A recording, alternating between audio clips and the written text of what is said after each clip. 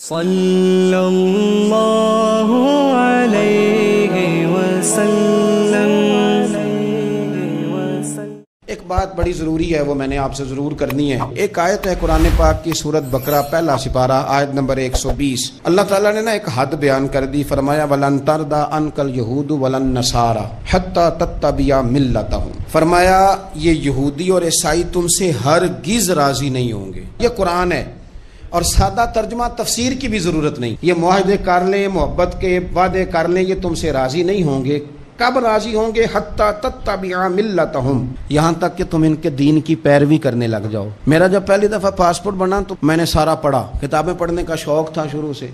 اس کے ہر صفحے پہ لکھا ہے کہ سوائے اسرائیل کے، یعنی آپ پوری دنیا میں یہ سبز ہلالی پاسپورٹ لے کے جا سکتے ہیں، خبردار اسرائیل آپ یہ پاسپورٹ لے کے نہیں جا سکتے۔ یعنی اتنی نفرت کسی ملک سے کہ اس پر لکھ کے چھاپ دیا ہر صفحے پر کہ یہ پاسپورٹ سوائے اسرائیل کے ہر ملک کے لیے کارآمد ہے۔ میرا سوال ہے عرب کے ان لیڈروں سے جنہوں نے اسرائیل کے ساتھ معاہدہ کیا، مجھے بتاؤ تمہیں فلسطین کی بیٹیاں بھول گئی نا ساری کی ساری؟ تمہیں وہ ماں بھول گئی نا جو مسجد اقصیٰ کے دروازے پہ کھڑی ہو کے چیخیں مارتی تھی اور کہتی تھی کوئی علی کو خبر کرو کہ میری بچیاں قید میں ہیں؟ وہ بھول گئی؟ تمہیں وہ بہن بھول گئی نا جس پر شراب کی بوتل انڈیلتے تھے اسرائیل کے فوجی؟ وہ آپ کو ابھی بھی ویڈیو مل جائے گی، وہ انڈیلتے تھے شراب کی بوتل، اسے پکڑتے تھے، دست درازی کرتے تھے، اور وہ بیٹی کہتی تھی یا رحمت للعالم۔ بھول گیا تمہیں وہ سارا کچھ؟ تم نے 1 منٹ لگایا اور تم معاہدہ کس سے کروا رہے ہو؟ امریکہ کے صدر سے؟ اتنا ظلم کیا تم نے، اتنا قاتل کے ساتھ معاہدہ؟ کیا سمجھتے ہو فلسطین والوں کا کوئی والی وارث نہیں؟ سنو، میرے رسول کریم صلی اللہ علیہ وسلم نے فرمایا میرا کوئی مالدار امتی دنیا سے چلا جائے پیسے جائیدادیں چھوڑ کے، نبی پاک صلی اللہ علیہ وسلم نے فرمایا مسلمان ایک جسد واحد کی طرح، ایک جسم کی طرح، ایک حصہ تکلیف میں ہو تو دوسرا اس کی درد محسوس کرتا ہے۔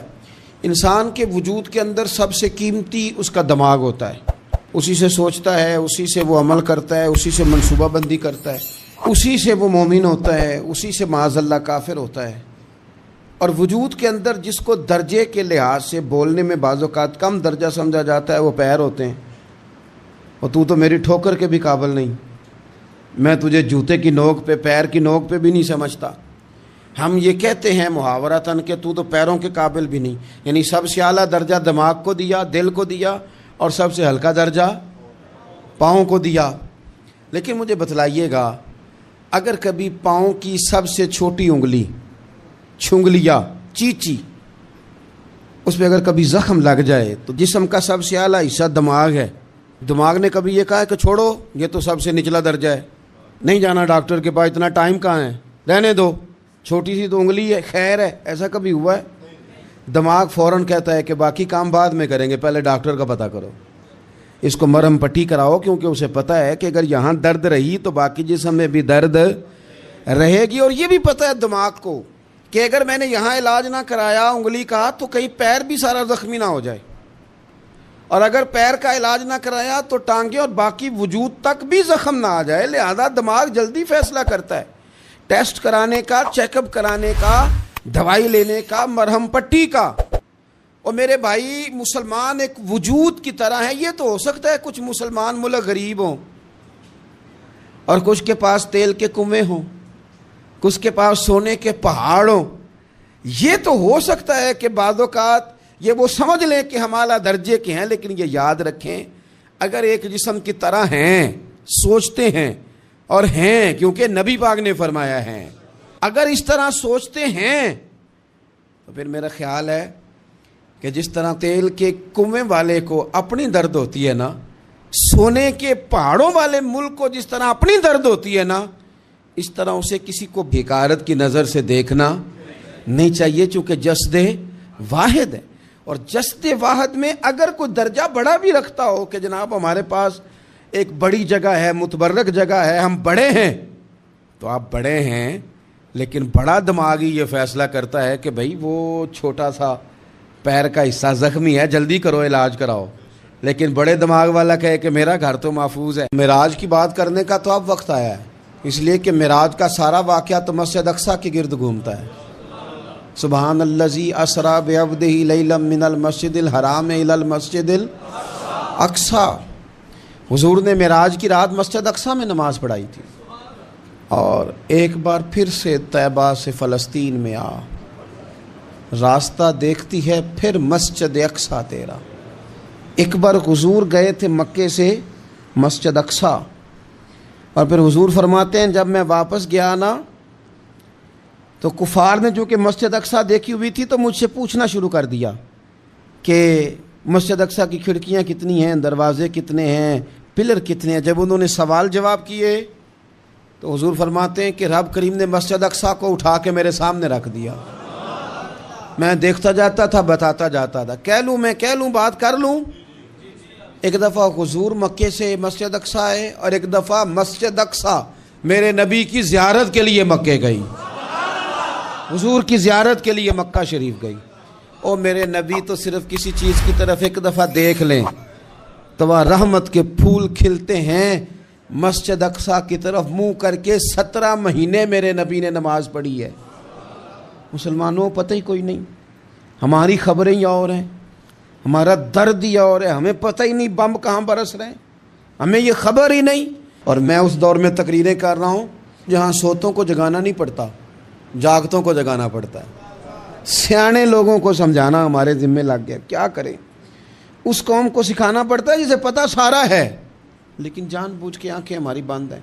یہ مولوی کو بات کرتا تو لوگ کہتے دیکھو مولوی گالی دیتا ہے، لیکن اگر قائد اعظم محمد علی جناح کہے کہ اسرائیل امریکہ کی ناجائز اولاد ہے تو پھر تو تمہیں ہضم کر لینا چاہیے نا، پھر تو لبرل کو بھی ہضم ہونا چاہیے نا کہ قائد اعظم نے کہا ہے، اور اس ناجائز بچے کو تم نے اتنی طاقتیں دے دی کہ وہ مسلمانوں کے قبلہ اول میں نماز پڑھنے والوں کو بھی نہ بخشے۔ کہاں گئی تمہاری وہ انسانی حقوق کی بڑی بڑی تنظیمیں، کدھر گئی؟ اور میرا پاکستانی میڈیا سے بھی سوال ہے، چند دن پہلے سیالکوٹ میں ایک واقعہ ہوا، ناانصافی ہو گئی جی ایک بی بی کے ساتھ، ہر بندے نے شور مچایا، بڑے بڑے طوفان اٹھتے ہیں، کیوں ہوا جی کیوں ہوا؟ تو مسجد اقصی کی توہین ہو گئی تو پھر طوفان کیوں نہیں اٹھا؟ ٹاک شو کیوں نہیں ہوئے؟ بحثیں کیوں نہیں ہوئی؟ میں اس موم بتی مافیا کا کیا کروں؟ ان لبرل لوگوں کا کیا کروں؟ ان کے سپورٹروں ووٹروں کا کیا کروں؟ ان سیاسی جماعتوں کے کارکنوں کو کیا نام دوں کہ جو ان فضول بحثوں میں تو وقت ضائع کرتے ہیں، اور وہ مسجد اقصی جس کے بارے میں میرے نبی پاک صلی اللہ علیہ وسلم سے ایک صحابیہ نے پوچھا تھا، یا رسول اللہ مسجد اقصی میں نماز پڑھنا کتنا کو بہتر ہے باقی نمازوں کے مقابلے میں؟ تو حضور نے فرمایا 1000 گنا بہتر ہے۔ بی بی عرض کرنے لگی سونیا میں جا تو نہیں سکتی، دل بڑا کرتا ہے۔ تو حضور نے فرمایا جا نہیں سکتی تو وہاں تیل ہی بھجوا دے، جس میں حاضری لگوانے کی حضور بات کریں جس مسجد میں۔ اور نبی پاک علیہ السلام نے فرمایا خاص کر کے سفر کرنا ہوا تو 3 مسجدوں کے لیے کرنا، ایک مسجد حرام بیت اللہ کے لیے، ایک مسجد نبوی کے لیے، اور تیسرا مسجد اقصی کے لیے۔ بیت المقدس مسجد اقصی معمولی جگہ نہیں، حضور نے فرمایا 3 سفر کرو تو سمجھنا ہم عبادت کر رہے ہیں۔ کون کون سے؟ فرمایا اگر بیت اللہ جاؤ تو عبادت سمجھ کے جانا، مسجد نبوی کی طرف جاؤ تو عبادت ہے، اور مسجد اقصی کی طرف جاؤ تو یہ بھی عبادت ہے۔ اور فرمایا مسجد اقصی میں جس نے ایک نماز پڑھی اسے 25,000 نمازوں کا ثواب ملے گا۔ اور میرے رسول پاک نے یہ وہ مسجد ہے جس کے ساتھ معراج شریف جڑا ہوا ہے۔ قرآن پاک نے کہا کہ اس مسجد میں سبحان اللہ اسریٰ بعبدہ لیلا من المسجد الحرام الی المسجد الاقصی۔ مسلمانوں قرآن کہتا ہے کہ تمہارے معراج کی شان رسول پاک کی مسجد اقصی سے جڑی ہے۔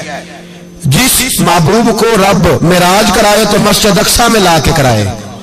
وہ جگہ معمولی جگہ ہے، وہ معمولی جگہ ہے مسجد اقصی۔ نبی پاک نے وہاں نبیوں کی امامت کرائی، 17 مہینے اس مسجد کی طرف منہ کر کے تیرے اور میرے رسول نے نمازیں پڑھی۔ چھوٹی جگہ ہے، اور پوری دنیا کا مسلمان اسے چاہیے شرم سے گڑ جائے۔ ایک امریکہ کا صدر بول کے کہتا ہے کہ اسرائیل کو اجازت ہے اسے دارالحکومت بنائے، اور مسلمان حکمران بیان دے رہے ہیں ظالموں لٹیروں तुम अपनी अपनी सियासतें चमकाने के लिए पहले एक दूसरे को गालियां देते हो, फिर इकट्ठे बैठ जाते हो नंबरिंग करने के लिए। तुम दीन के इस मसले में सारे इकट्ठे क्यों नहीं बैठे? सारे पाकिस्तान के सियासतदानों को, उलमा और मशाइख को चाहिए था एक पेज पे इकट्ठे होते, इकट्ठे बैठ के एक बयान ही दे देते, एक बात ही कर देते। फिर मेरा सलूट है तुर्की के सदर को, फिर मेरा सलूट है तुर्की के सदर को। उसने बहुत अरसा पहले कहा था मस्जिद अक्सा मेरी ख्वाब में आई थी और रो के कहती थी आए मुझे कोई सलाहुद्दीन अय्यूबी का मानने वाला, कोई आए मुझे बचाए। कहते मेरी ख्वाब में आई थी और रोती थी, कहती थी कोई आए। और एक शायर ने कहा मस्जिद अक्सा नबी पाक को भी बुलाती है, कहती है एक बार फिर तैबा फलस्तीन में आ, रास्ता देखती है फिर मस्जिद अक्सा तेरा, एक बार फिर से तैबा से फलस्तीन में आ, रास्ता देखती है फिर मस्जिद अक्सा तेरा। कोई बोला नहीं इतना मुकद्दस मकाम, छोटे छोटे बयानों कहीं इकट्ठे हो जाओ, मैं बताता हूं तुम्हें मसले का हाल क्या है। मैं बताता, दो काम करो, एक काम वो करो जो हजरत सलमान फारसी ने किया था। सुनो सुनो हाल सुनो मसले का, मैं छोटा आदमी हूं पर हाल सुनो मसले का। जिंदगी में एक काम मुसलमान कर ले, जट बन के, भट्ट बन के, राई बन के, पाकिस्तानी, मिस्री, सऊदी बन के बड़ा जी लिया। एक काम वो करे जो हजरत सलमान ने किया था। जब एक काफिर ने पूछा आपका नाम क्या है, तो फरमाया मेरा नाम इस्लाम है। बोलिए सारे मेरा नाम। कहा तुम्हारे बाप का नाम, फरमाया इस्लाम। दादा का नाम, का इस्लाम। परदादा का नाम, बाजू तेरा तौहीद की कुव्वत से कमी है, इस्लाम तेरा देश है तो मुस्तफवी है। एक काम वो करो जो हजरत सलमान ने किया था। काफिर जब पूछे तो कहो हम सारे इस्लाम हैं, हम सारे क्या हैं, हम पहले मुसलमान हैं, बाकी बाद में कुछ और चीज। दूसरा काम वो करो जो हजरत अमीर मुआविया ने किया था। सुन लो ये हाल है इस मसले का। सुनो हजरत मौला अली शेर खुदा रज़ी अल्लाह ताला अन्हु और जनाबे अमीर मुआविया की जंग हो रही थी, लड़ाइयां हो रही थी, इख्तलाफात थे, फौजें बैठी थी। हजरत मौला अली और जनाबे अमीर मुआविया की जंग हो रही थी। तो रूम के बादशाह ने, ईसाई बादशाह ने हजरत अली को खत लिखा कि मैं तेरे ऊपर हमला करने वाला हूं। खत लिखा ना हजरत अली को, तो जवाब हजरत अमीर मुआविया ने दिया। चाहिए था ना मौला अली जवाब देते, हजरत अमीर मुआविया बोले और बोल के कहने लगे और रूम के कुत्ते, हम घर में जितना मर्जी लड़े, ये ना समझना तू अली पे हमला करेगा तो मैं तमाशा देखूंगा। फरमाया तो अली पे हमला कर तो सही, अली सिपा सलार होगा और अमीर मुआविया उसका सिपाही होगा। घर में जितना मर्जी लड़े पर रसूलुल्लाह के नाम पे हम इकट्ठे हो जाया करते।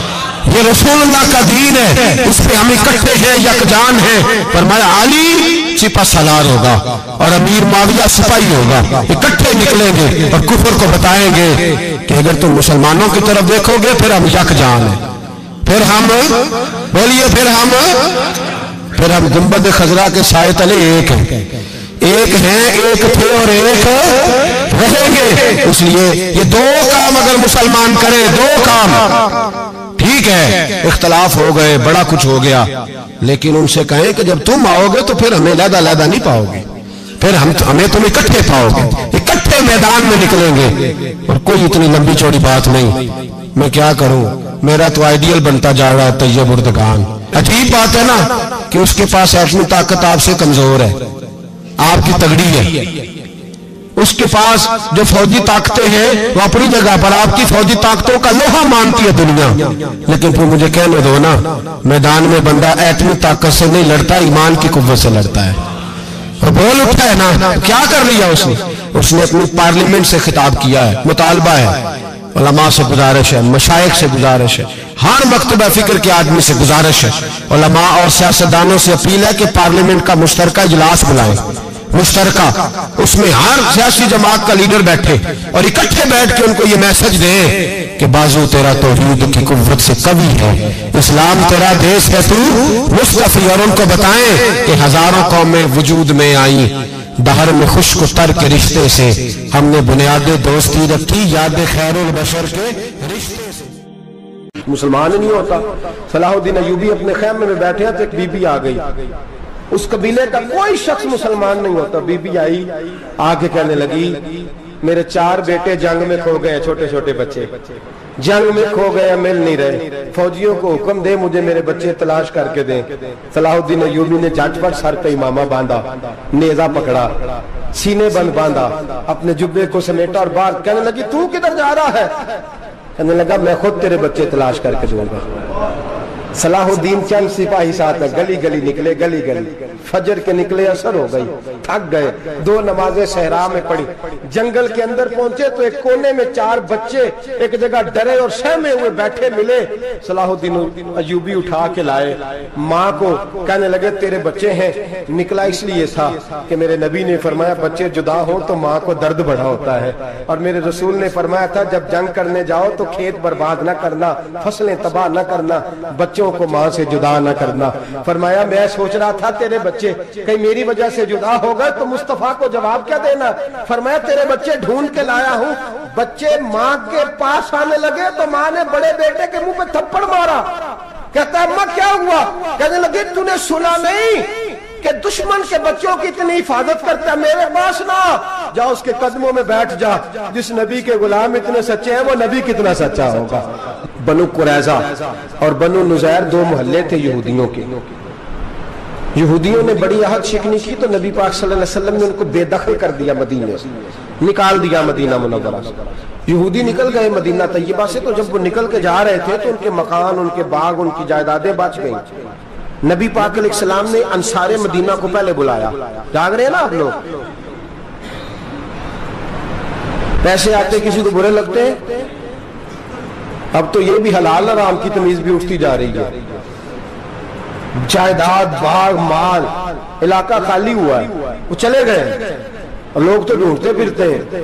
अल्लाह खैर फरमाए, शामलार जगह मिलती नहीं है शहरों में, वो किस किस ने नाम करा लिया, किधर गई है कोई खबर ही नहीं, खाली जगह पड़ी है। मेरे नबी पाक अलैहिस्सलाम ने पहले अंसारे मदीना को बुलाया। हुजूर ने फरमाया अंसारियों, बहुत बड़ी जायदादें यहूदियों की, बनु नुज़ैर और बनु कुरैजा महल्ले खाली हो गए, मेरा दिल करता है वो तुम्हें दे दूं, इसलिए कि तुमने अपने मुहाजिर भाइयों के साथ बड़ा ताउन किया, जायदादें तुमने दे दी हैं, मकानात दे दिए हैं, बड़ा कुछ तुमने दिया है, मेरा दिल करता है वो तुम्हारे नाम कर दूं। तो अंसारे मदीना क्या कहने लगे या रसूल अल्लाह, दे तो हमने दिया है पर वो बेचारे झिझकते ही रहते हैं, वो झिझकते ही रहते हैं, खुल के हमारी चीजें इस्तेमाल नहीं करते। तो हुजूर हम तो पहले ही अंसार है, हमारे पास बड़ा कुछ है, आप मेहरबानी फरमाए वो सारा कुछ मुहाजिरों को दे दे मुहाजिरीन को, हमें नहीं चाहिए। अब चले गए बात करके, मेरे हबीब पाक ने मुहाजिरों को बुला लिया, फरमाया बनु नुज़ैर और बनु कुरैजा कबीले की जायदादें आई हैं, तुम्हारे पास बज़ाहिर जो चीजें हैं भी वो भी अंसारे मदीना की हैं, तो मेरा ये ख्याल है कि वो सारा कुछ तुम्हें दे दिया जाए। अबू बकर सिद्दीक रज़ी अल्लाह ताला अन्हु कहने लगे या रसूल अल्लाह सल्लल्लाहु अलैहि वसल्लम, हमारे अंसार भाइयों ने हमारे लिए दिल तक खोल दिए हैं हुजूर, उन्होंने हर चीज बांट के हमारे सामने रख दी है, हम इतने खुर्द गर्ज है कि सारा कुछ लपेट जाए। का हुजूर हमारे पास जो मकान है वो है, हम कारोबार कर रहे हैं, तिजारतें कर रहे हैं, मजदूरियां कर रहे हैं, हम इंशाल्लाह और बना देंगे, आप ये हमारी तरफ से हमारे अंसार भाइयों को गिफ्ट कर दें, आप उन्हें दे दें। मेरे हबीब की आंखों में आंसू आ गए, मेरे नबी पाक अलैहिस्सलाम रो पड़े, या रसूलल्लाह आप क्यों रोते हैं? फरमाया तुम्हारा ये भाईचारा कायम रहा तो अल्लाह इस्लाम को बड़ी कुव्वतें अता फरमाएगा, अल्लाह ताकतें देगा इस्लाम को, अगर तुम्हारा ये रंग कायम रहा, ये अंदाज, मेरे गुलामों तुम्हारे ये तौर तरीके, एक भाई कहता है दूसरे को, दूसरा कहता है तीसरे को।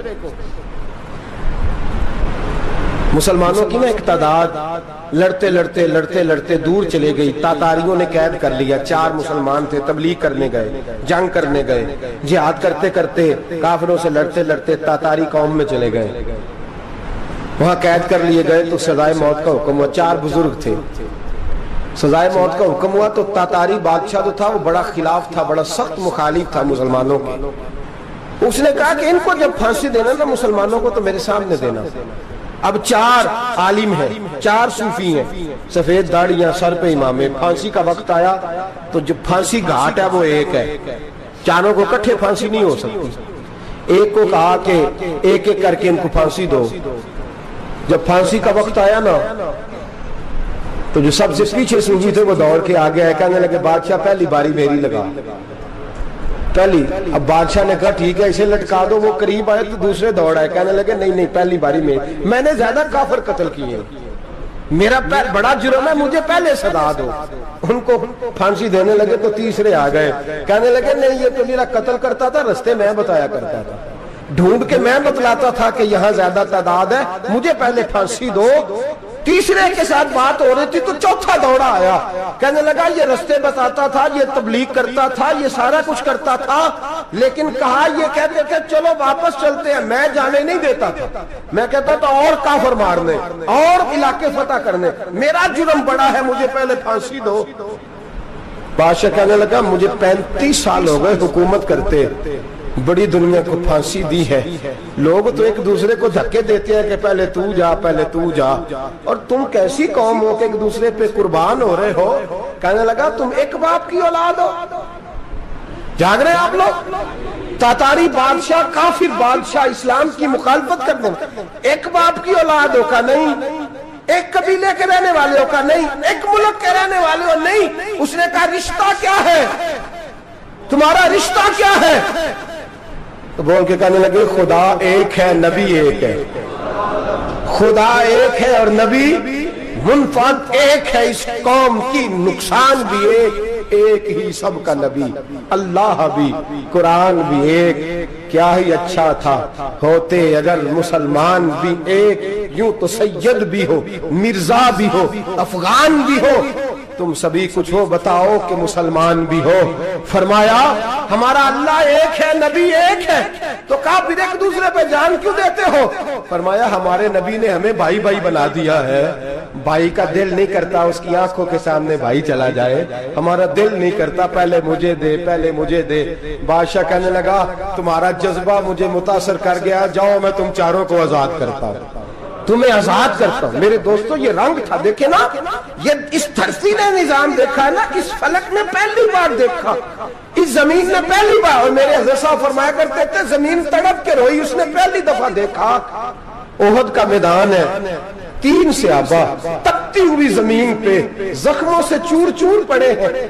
حضرت انس بن نضر رضی اللہ تعالیٰ عنہ پانی کا پیالہ لے کے پہنچے, ایک زخمی سے کہا تجھے پانی پلانا ہے, تو کہنے لگا میرے زخم تھوڑے ہیں, وہ جو ساتھ پڑا اس کے زخم گہرے ہیں, پہلے اسے پانی پلا دے, جا اسے دے دے. اس کے پاس پہنچے تو وہ کہنے لگا وہ مجھ سے پہلے گرا تھا, اس کا زخم زیادہ گہرا ہے, اسے پانی پلا. تیسرے کے پاس گئے تو کہنے لگا چوتھا تڑپ زیادہ رہا ہے, اس کی عمر زیادہ ہے, میں تو جوان ہوں برداشت کر لوں, بڑھاپے کی وجہ سے نڈھال ہو گیا, پہلے اسے پانی پلا. چوتھا کہنے لگا 5ویں کے پاس جا, 5واں کہنے لگا 6ٹھے کے پاس جا.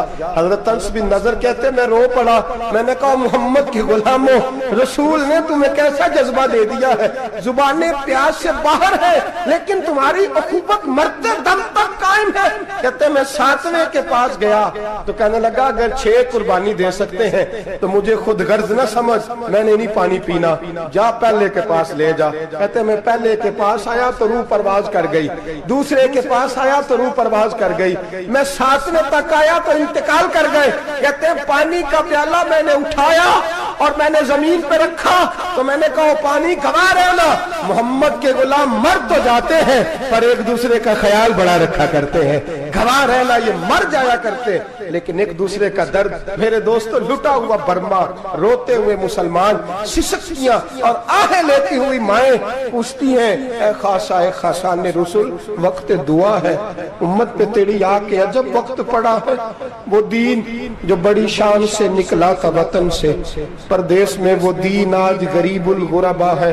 فریاد ہے اے کشتی امت کے نگہباں, بیڑا یہ تباہی کے قریب آن لگا ہے. اور کیا خوبصورت جملے کہے تھے کہ نبی پاک صلی اللہ علیہ وسلم نے, حضور نے فرمایا تھا میرا مومن ایک جان کی طرح ہوتا ہے, ایک جان کی طرح ہوتا ہے, ایک کو تکلیف ہو جسم کے ایک حصے کو سارا حصہ پریشان ہوتا ہے. فرمایا یہ ایک مکان کی طرح ہے, ایک اینٹ دوسری اینٹ کو مضبوط کرتی ہے. فرمایا یہ مضبوط لوگ ہیں, یہ مضبوط لوگ. حضرت عمر فاروق کا زمانہ ہے, ایک آدمی نے سیری بھیج دی ایک گھر میں بطور تحفہ, قحط کا زمانہ تھا, گوشت ملتا نہیں تھا, جانور. ایک آدمی نے سیری بھیج دی ایک آدمی کے گھر میں, اس نے کیا کیا, اس نے اپنی بیوی سے کہا ہماری تو خیر ہے، ساتھ والا پڑوسی زیادہ غریب ہے، ادھر نہ بھیج دے، یہاں گندم امیر شہر کی ہوتی رہی خراب اور بچی کسی فقیر کی فاقوں سے مر گئی، کہا ساتھ والے پڑوسی کے گھر سے میں کئی دنوں سے بھوک کی آوازیں، وہاں بھیج دے۔ اس کے گھر گئی تو اس کی بیوی شوہر کو مشورہ دیتی ہے، کہتی ہے میرے بچے تو دلیر ہے، ساتھ والے کے چھوٹے ہیں، وہ گزارا نہیں، ادھر نہ بھیج دیں۔ ادھر گئی، ایک روایت ہے 7 گھر، ایک روایت ہے 21 گھر، 21 گھروں میں گھومتی ہوئی وہ شریف پھر پہلے کے گھر میں آ گئی، اور پہلا صحابی کہنے لگا صرف تو نے ہی محمد کا کلمہ نہیں پڑھا، باقی 20 نے بھی پڑھا ہوا ہے، صرف تو نے ہی رسول اللہ سے یہ درس نہیں لیا، باقیوں نے بھی لیا ہے، اور صرف تیرے اندر ہی جذبہ اظہار نہیں، تو ہی صرف مسلمانوں سے پیار نہیں کرتی، سارے ہی پیار کرتے ہیں۔ وہ شریف پھر آ گئی، اب کیا کرنا ہے، اب کیا کرنا ہے؟ تو امام نبوی نے لکھا ہے، وہ کہنے لگی کرنا کیا ہے، پکاؤں گی میں اور کھائیں گے 21 گھر، پھر بھی اکیلے نہیں کھائیں گے، پکاؤں گی میں اور کھائیں گے 21 گھروں کے مطابق شوربہ پکا، اور پھر برتن میں ڈال کے وہ بی بی ایک کے گھر کا دروازہ کھٹکھٹاتی ہے، کہتی ہے مصطفیٰ کے غلاموں نکلو باہر اور کھاؤ، اس لیے کہ جس نبی نے مجھے پیار کا حکم دیا اسی نے تمہیں بھی پیار کرنا سکھایا ہے، یہ رنگ چشم فلک نے سکھایا ہے۔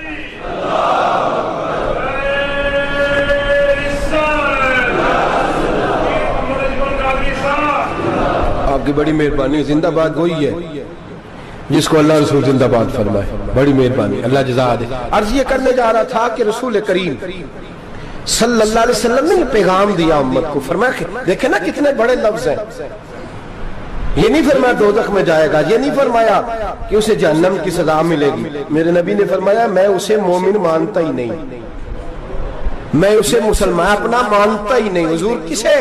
فرمایا جو پیٹ بھر کے کھاتا ہے اور اس کا ہمسایہ بھوکا سو جاتا ہے، میں مومن ہی نہیں مانتا۔ سزا تو تب ملے گی نا کہ جب میں کسی سزا کا اعلان کروں، میں مانتا ہی نہیں، وہ میرا ہے ہی نہیں، خود پیٹ بھر کے کھا رہا ہے، ہمسایہ اس کا بھوکا، میں نہیں مانتا۔ انما المؤمنون اخوہ، مومن بھائی بھائی، میں مانتا ہی نہیں اسے۔ اور میرے حبیب پاک اتنے بڑے لفظ حدیث میں اور کہیں نہیں ملیں گے آپ کو، اتنے بڑے جملے کہیں نہیں ملیں گے۔ میرے نبی پاک نے فرمایا اللہ کہے گا قیامت کے دن، کون؟ اتنے بڑے لفظ حدیثوں میں ملتے نہیں جتنے یہ ہیں۔ حضور نے فرمایا رب فرمائے گا بندے سے کہ میں تیرے پڑوس میں بھوکا تھا، تو نے مجھے روٹی کیوں نہیں کھلائی؟ کون کہہ رہا ہے؟ اللہ کہہ، میں بھوکا تھا تو نے روٹی نہیں دی، میں ننگا تھا تو نے کپڑا نہیں دیا، میں پیاسا تھا تو نے پانی نہیں پلایا، میں بیمار تھا تو تیمارداری۔ یا اللہ نہ تو کھاتا ہے، نہ پیتا ہے، نہ کپڑا پہنتا ہے، نہ تو بیمار ہوتا ہے، لا تاخذہ سنۃ ولا نوم، تجھے بیماری آتی نہیں، اونگ نیند نہیں آتی، میرے مالک تو میرے پڑوس میں تھا۔ تو حضور فرماتے ہیں رب فرمائے گا وہ جو بندہ تیرے پڑوس میں بھوکا تھا تو بندہ تو میرا ہی تھا نا، وہ جو بندہ تیرے پڑوس میں ننگا تھا تو بندہ تو میرا ہی تھا نا، وہ جو تیرے پڑوس میں پیاسا تڑپتا رہا تو وہ میرا ہی بندہ تھا، تو دوائی لینے جائے تو بڑے اسپتال میں اور اس بیچارے کو 20 روپے پرچی کے بھی میسر نہ آئے تو میرا ہی بندہ تھا۔ میرے دوست خیال کر اور یاد رکھ، یہ جو ہمسائے ممالک میں ظلم ہوتے ہیں، زیادتیاں ہوتی ہیں، ہمارے گھر کا پنکھا اچھا چلتا ہے، ہم جلوس اس وقت نکالتے ہیں جب ہماری لائٹ بند ہوتی ہے، ہم جلوس اس وقت نکالتے ہیں جب ہمارا ایسا جو ہمیں تنگ کرتا ہے، ہم اس وقت درد محسوس کرتے ہیں جب ہمارے گھر تک آگ آ جاتی ہے۔ یہ جو باہر آگ جل رہی ہے یہ تیرے گھر بھی آ سکتی ہے، یہ جو باہر فساد ہو رہا ہے یہ تیرے دروازے تک آ سکتا ہے۔ میرے رسول پاک نے ایک جان، مسلمان کو ایک جان قرار دیا۔ مجھے بتائیے انگلی کو کٹ لگ جائے، مسلمان ایک جان ہے نا، انگلی کو لگ جائے کٹ، دماغ کہتا ہے میں نے نہیں سوچنا اس کے بارے میں نے اس کے درد کو محسوس ہی نہیں کرنا، انگلی کی درد ہے، انگلی جانے اس کا کام جانے، ایسے ہی ہوتا ہے نا۔ بولے پیروں سے کہتے ہیں، انگلی کہتی ہے چاہے ڈاکٹر کے پاس، پیر کہتے ہیں نہیں میں نے نہیں جانا، انگلی کا کام ہے انگلی جائے، ایسے ہی ہے نا۔ دل سے کہتے ہیں تو تڑپ تھوڑا سا، انگلی کو درد ہے، کہتے ہیں میں کیوں تڑپوں، انگلی کا معاملہ انگلی جانے اس کا کام جانے۔ ٹیلی فون کرنا ہے ڈاکٹر صاحب کا پتہ کرنا ہے تو کان کہتے ہیں میں نے نہیں بات سننی ڈاکٹر صاحب کی، زبان کہتی ہے میں نے نہیں بولنا، انگلی جانے، ایسا ہوتا ہے۔ پیر احتجاج کرتے کہ میں نے ڈاکٹر کے پاس، میں کیوں چکر کھاتا پھروں ڈاکٹر کی دکان کی، انگلی کو درد ہے انگلی جانے، ایسا ہوتا ہے بھئی۔ میرے رسول پاک نے فرمایا مسلمان ایک جان ہے، تو درد برما کے مسلمانوں کو ہو رہا ہے تو پاکستانی کہہ رہے ہیں کوئی بات نہیں وہ جانے ان کا کام جانے۔ ایک جان ہے نا, درد ہونا چاہیے, تکلیف ہونا چاہیے. پھٹے پہ باتیں ہوتی ہیں اس موضوع پہ, اسمبلی پہ گفتگو ہوئی ہے اس موضوع پہ, آپ کی صوبائی اسمبلیاں اس موضوع پہ بولی ہیں, آپ کے کونسل اس موضوع پہ بولے. ہم تو اپنی اپنی سیاستیں, اپنے اپنے تماشے, اپنے اپنے چکروں میں لگے ہوئے. وہ دریا کے اندر سسکتے مسلمان, بنگالی کہتے ہیں ہمارے نہیں, برمی کہتے ہیں ہمارے نہیں, پاکستانی کہتے ہیں ہمارے نہیں, ترکی کہتے ہیں, وہ کس کے ہیں؟ وہ کس کے ہیں؟ وہ اللہ کے بندے ہیں, محمد عربی کے غلام ہیں صلی اللہ علیہ وسلم. لیکن میرے دوستو, کیا ہمیں کیا غرض ہے, وہ جانے ان کا کام جانے. یہ جب تیرے پیروں تک آگ آئے گی پھر تجھے پتہ چلے گا یہ بڑی سخت آگ ہے. آج جس کافر نے برما پر عرصہ دراز تنگ کیا ہے, مسلمان تھوڑے تھوڑے مفاد لینے کی خاطر نا, بنو عباس اور بنو امیہ کی جنگ چل رہی تھی. بنو عباس جو تھے وہ غالب آ گئے, بنو امیہ جو تھے ان کی حکومت ختم ہو گئی. تو عیسائیوں نے بنو امیہ سے کہا کہ ہم تمہارے ساتھ تعاون کرتے ہیں, ہم تمہارے ساتھ تعاون کرتے ہیں اور بنو عباس پہ غلبہ پا کے تمہیں حکومت دلاتے ہیں. بنو امیہ بڑی جدوجہد کر رہے تھے بادشاہی کے لیے, لیکن انہوں نے کہا کہ ہم لڑ رہے ہیں, کوشش کر رہے ہیں, لیکن ہمیں کسی کافر کی مدد کی ضرورت نہیں. ہم جتنا مرضی لڑیں لیکن کافروں کے ہاتھ بنو عباس کو مروانے کو ہم تیار نہیں ہیں. ہمیں خبردار, تمہارا آپس کا معاملہ ہے, ہم خود نمٹ لیں گے, تمہیں اجازت نہیں دیتے تم اندر کودو اور کود کر کے تم فسادات پیدا کرو اور مسلمانوں کے اندر تقسیم کرو. میرے دوستو, مسلمان کو سوچنا چاہیے, سوچ بڑی رکھنی چاہیے. گھر کی جنگ سے نکل آ, اب بہو ساز کے جھگڑے سے باہر آ جا, اب محلے کی سیاست چھوڑ کے باہر کا سوچ. اب اسلام کو تیری حاجت ہے.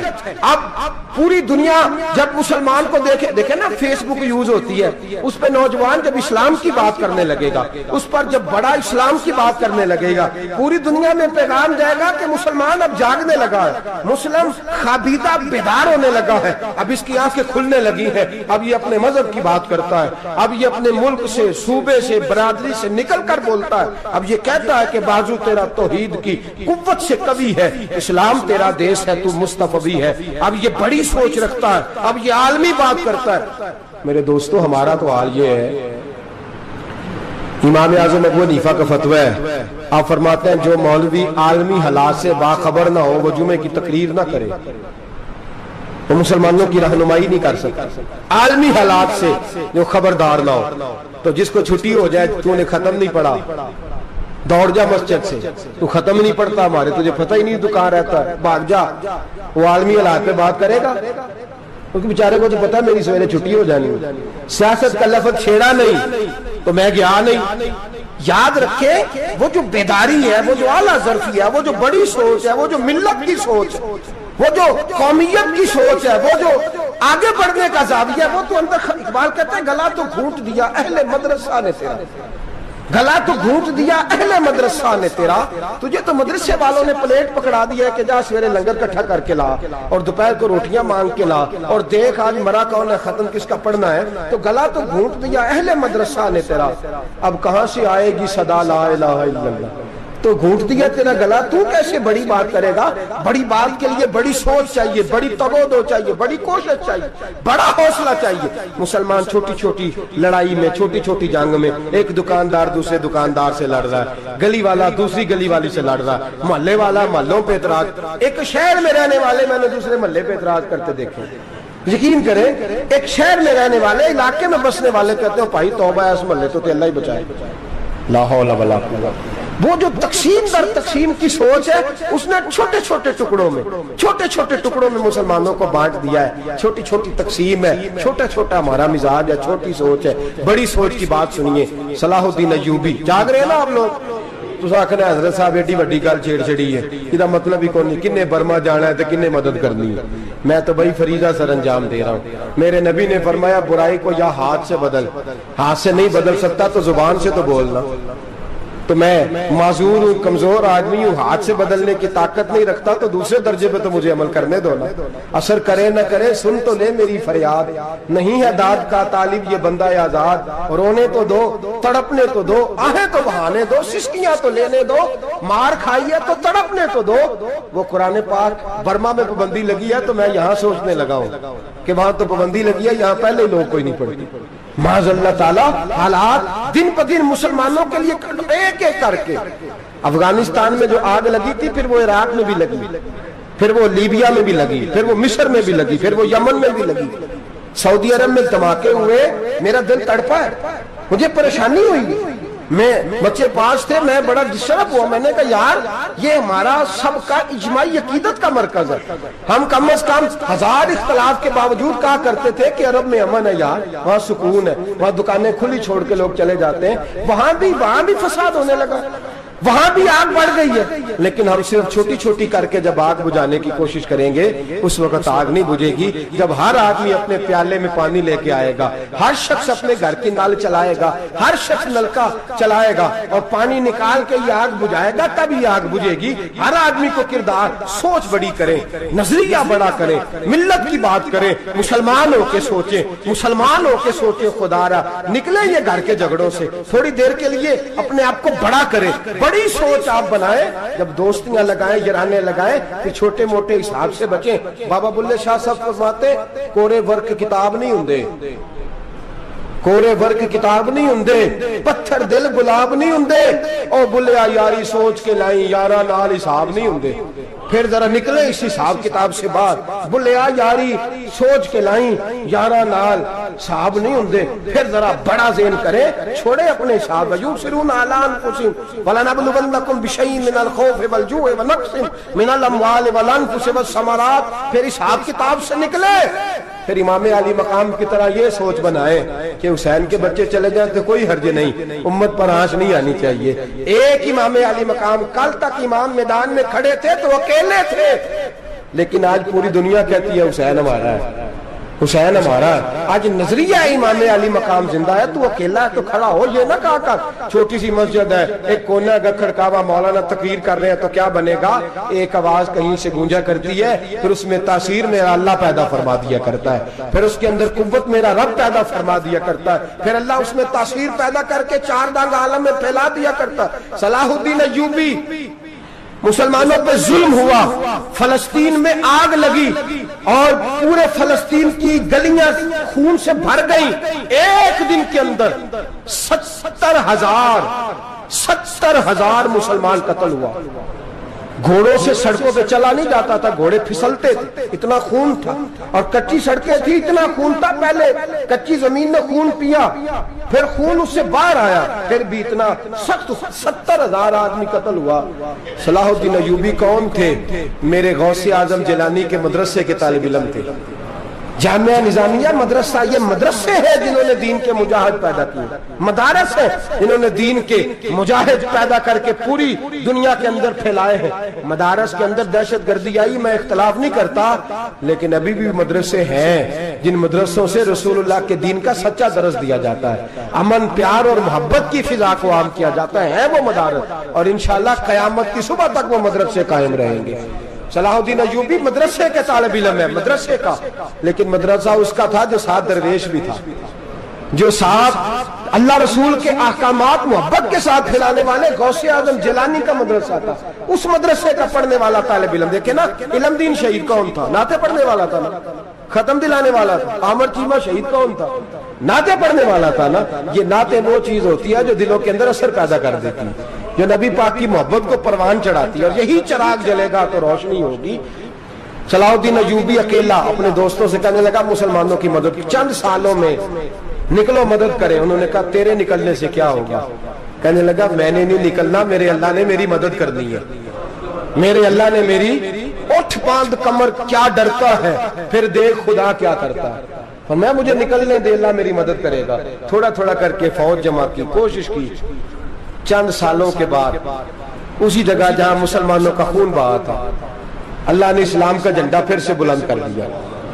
صلاح الدین ایوبی فاتح بن کے مسجد اقصیٰ کے دروازے پہ کھڑا ہے۔ چند سال گزرے، عیسائیوں کا اپنا وہ ظلم ابھی یاد ہے، اور عیسائی سارے لیڈر کہتے ہیں تیاری کر لو، اب ہمارے بچے کاٹے جائیں گے، عورتیں بیوہ ہوں گی، گردنیں کٹیں گی، اب دیکھنا جتنا خون ہم نے بہایا تھا مسلمان اس سے دگنا بہائیں گے۔ صلاح الدین ایوبی گھوڑے پہ کھڑے ہیں اور پوچھتے ہیں او عیسائیوں بتاؤ تمہارے ساتھ کیا کروں؟ گردنیں جھک گئیں، جواب کوئی بھی نہیں۔ کہا تم نے 70,000 مسلمان ایک دن میں مارا تھا، بولو تمہارے ساتھ کیا کروں؟ تم نے ایک دن میں مسلمان یوں کاٹے جیسے گاجر مولی کاٹی جاتی ہے، بولو کیا کروں؟ عیسائی کہنے لگے ہمیں اپنے ظلم یاد ہے، تشدد یاد ہے، بربریت یاد ہے، تو بہتر جانتا ہے تو نے کیا کرنا ہے۔ صلاح الدین ایوبی گھوڑے پہ فاتح کھڑا ہے، آنکھوں میں آنسو آئے، تڑپ کے رویا، کہنے لگا میں تمہارے ساتھ وہی سلوک کروں گا جو میرے مصطفیٰ نے قریش مکہ کے ساتھ فرمایا تھا، لا تصریب علیک، جاؤ تم پر کوئی زیادتی، جاؤ تم آزاد ہو۔ اس نے کہا تو کر کیا رہا ہے؟ کہنے لگا میں کیا کروں، میں اس محمد کا ماننے والا ہوں جس نے معاف کرنا سکھایا ہے صلی اللہ علیہ وسلم، میرے پیروں میں زنجیر ہے رسول اللہ کی غلامی کی، جاؤ تم آزاد ہو۔ اس نے کہا تم آزاد ہو، لوگوں نے کلمہ پڑھنا شروع کر دیا، اشہدو ان لا الہ الا اللہ واشہدو ان محمدن عبدہ۔ سارے قبیلے کے کچھ نہ کچھ لوگ مسلمان، ایک قبیلہ رہ گیا مسلمان نہیں ہوتا۔ صلاح الدین ایوبی اپنے خیمے میں بیٹھے ہیں تو ایک بی بی آ گئی، اس قبیلے کا کوئی شخص مسلمان نہیں ہوتا۔ بی بی آئی، آگے کہنے لگی میرے 4 بیٹے جنگ میں کھو گئے، چھوٹے چھوٹے بچے جنگ میں کھو گئے، مل نہیں رہے، فوجیوں کو حکم دے مجھے میرے بچے تلاش کر کے دیں۔ صلاح الدین ایوبی نے جھٹ پٹ سر پہ امامہ باندھا، نیزہ پکڑا، سینے بند باندھا، اپنے جبے کو سمیٹا اور باہر کہنے لگی تو کدھر جا رہا ہے؟ کہنے لگا میں خود تیرے بچے تلاش کر کے دوں گا۔ صلاح الدین چند سپاہی ساتھ گلی گلی نکلے، گلی گلی فجر کے نکلے، اثر ہو گئی، تھک گئے، 2 نمازیں صحرا میں پڑھی، جنگل کے اندر پہنچے تو ایک کونے میں 4 بچے ایک جگہ ڈرے اور سہمے ہوئے بیٹھے ملے۔ صلاح الدین ایوبی اٹھا کے لائے، ماں کو کہنے لگے تیرے بچے ہیں، نکلا اس لیے تھا کہ میرے نبی نے فرمایا بچے جدا ہوں تو ماں کو درد بڑا ہوتا ہے، اور میرے رسول نے فرمایا تھا جب جنگ کرنے جاؤ تو کھیت برباد نہ کرنا، فصلیں تباہ نہ کرنا، بچوں کو ماں سے جدا نہ کرنا۔ فرمایا میں سوچ رہا تھا تیرے بچے کہیں میری وجہ سے جدا ہو گئے تو مصطفیٰ کو جواب کیا دینا۔ فرمایا تیرے بچے ڈھونڈ کے لایا ہوں۔ بچے ماں کے پاس آنے لگے تو ماں نے بڑے بیٹے کے منہ پہ تھپڑ مارا، کہتا اماں کیا ہوا؟ کہنے لگے تو نے سنا نہیں کہ دشمن کے بچوں کی اتنی حفاظت کرتا ہے، میرے پاس نہ جا، اس کے قدموں میں بیٹھ جا۔ جس نبی کے غلام اتنے سچے ہیں وہ نبی کتنا سچا ہوگا، جس نبی کے نوکر اتنے کھڑے ہیں وہ نبی کتنا کھڑا ہوگا، جا کے کلمہ پڑھ لے۔ میرے دوست یہ اسلام ہے جس نے غیروں کا درد بھی اپنے سینے میں رکھا۔ اقبال کہتا ہے سارے زمانے کا درد ہمارے ہی سینے میں ہے، برما کا مسلمان ہو یا عراق، لیبیا، افغانستان، کشمیر کا مسلمان ہو، میرے دوست وہ غیر نہیں ہے، وہ تیرا اپنا ہے۔ اس کا رنگ نہ دیکھ، اس کی بولی نہ دیکھ، اس کا قبیلہ اور علاقہ نہ دیکھ، دیکھ کہ وہ تیرے رسول کا کلمہ پڑھتا ہے، وہ دیکھ کہ وہ کعبے کی طرف منہ کر کے نماز پڑھتا ہے، دیکھ کہ تیرا اور اس کا نصاب زندگی قرآن ایک ہے۔ میرے دوست کچھ نہیں کر سکتا تو دعا تو کر دیا کر، کچھ نہیں کر سکتا تو التجا تو کر دیا کر۔ اللہ کے حضور یہ تو کہا کر کہ اللہ مسلمان جہاں بھی ہیں تو ان کی مدد فرما، اللہ مسلمان جہاں بھی ہیں تو ان کی غیبی امداد فرما۔ یہ دعا تو میرے دوستو ضرور کیا کرو، سوچ بڑی کریں، جب بھی آپ بولیں، جب بھی آپ لکھیں، جب بھی کسی سے بات کریں تو بحیثیت مسلمان کے بات کریں، بحیثیت ایک نبی پاک کے غلام کے بات کریں، اپنی زندگی اس انداز میں ترتیب دیں کہ پہلے آپ مسلمان ہیں، اس کے بعد آپ کچھ اور ہیں، پہلے اسلام کی بات کریں، بڑی بات کریں، بڑے حوصلے کی بات کریں، پھر اسلام کو قوت ملے گی، پھر بیداری امت کو نصیب ہوگی۔ اللہ کریم برما کے مسلمانوں کو اپنی رحمت کی ٹھنڈی چھاؤں نصیب فرمائے، ہمیشہ مدحت خیر الانام میں گزرے، دعا ہے یہ عمر درود و سلام میں گزرے۔ آخر دعوانا ان الحمدللہ رب العالمین۔ الف میم تو بھی پہلے رانجا یار سی، 14 طبقہ تو دا انتظار سی، او دا انتظار سی، دکھ اپنے جدائی والے پھولی، نیویڑے ساڑے رب آ گیا پالی جان کے، مائیں نہ مندہ بولی، نیویڑے ساڑے رب آ گیا